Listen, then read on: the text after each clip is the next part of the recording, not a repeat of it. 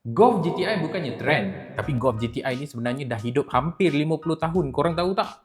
Jom aku explain. Golf biasa mula keluar pada tahun 1974 dan pada 1976 lahirlah Golf GTI MK1. Kereta ni dipanggil hot hatch yang dah ubah game dunia kereta ni. Dia kecil, praktikal tapi laju dan fun. Korang dapat tak? Plan asal Volkswagen sebenarnya nak buat limited unit saja. Tapi disebabkan demand yang dah meletup, dari situ GTI mulalah jadi kereta harian yang ada jiwa pemandu. Lepas MK1, GTI ni berkembang ikut zaman. Dia ada MK1 sampailah yang sekarang ni iaitu MK8. Makin canggih tapi DNA tetap sama. Kereta laju, compact dan usable tiap hari. Korang setuju tak? Ni ada perkara yang korang kena tahu. Masuk pada zaman MK5, basically GTI dia dah start pakai engine 2.0 turbo direct injection dan power pula sekitar 200 horsepower. So waktu ni basically GTI dah famous ataupun popular dengan pilihan gearbox dia iaitu 6-speed manual ataupun 6-speed DSG. DSG oh.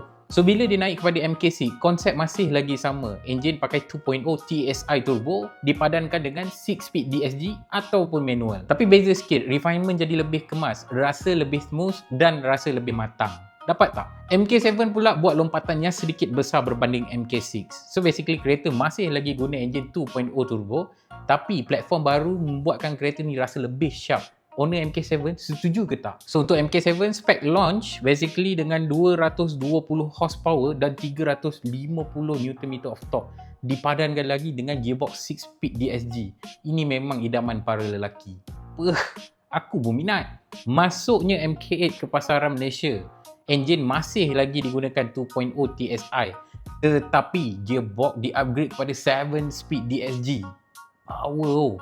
Power yang dihasilkan oleh MK8 ni adalah 245 horsepower dan 370 Nm of torque. Memang kuat weh kereta ni.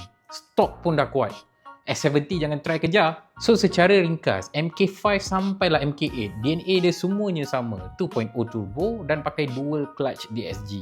Cuma setiap generation dia akan makin laju, makin canggih dan makin sedap driving feel dia untuk owner-owner GTI. Setuju ke tidak?